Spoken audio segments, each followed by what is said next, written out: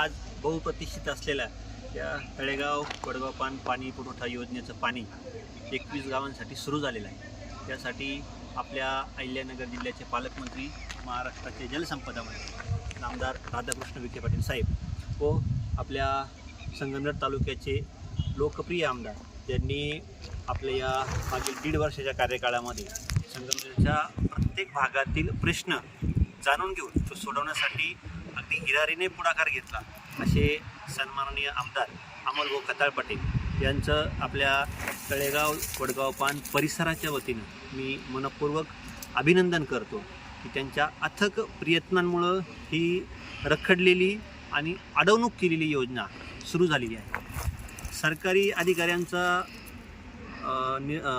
अधिकाऱ्यांचा हलगर्जीपणा आणि ठेकेदाराचा निर्लज्जपणा या 2 गोष्टींमुळं ही योजना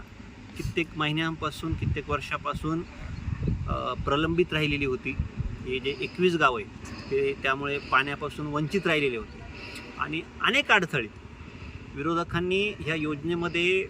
अनेक अडथळे आणण्याचा प्रयत्न केला, पण त्या प्रत्येकाला महायुतीच्या कार्यकर्त्यांनी, आदरणीय आमदार साहेबांनी, आदरणीय नामदार साहेबांनी त्याच्यावरती मात करत ही योजना आज खऱ्या अर्थाने सुरू केली आहे। या योजनेचं वैशिष्ट्य म्हणजे या योजनेमध्ये प्रचंड असा भ्रष्टाचार मागच्या पदाधिकाऱ्यांनी केलेला आहे आणि त्या भ्रष्टाचारासाठी त्याची चौकशी करण्यासाठी आम्ही आत्ता जी पालकमंत्री साहेबांच्या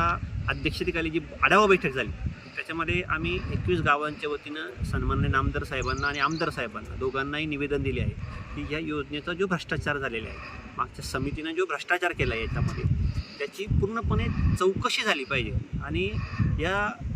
भागातील, दुष्काळी भागातील लोकांना पाणी न देण्याचं पाप या लोकांनी केले, मागच्या लोकप्रतिनिधींनी केले, ते सर्व सत्य जनतेसमोर आणलं गेलं पाहिजे आणि एका बाजूने जनतेला पाणी पण मिळलं पाहिजे। तर आज खऱ्या अर्थाने एक लढा यशस्वी झाला आहे आणि दुसराही लढा येणाऱ्या काही महिन्यामध्ये यशस्वी होऊन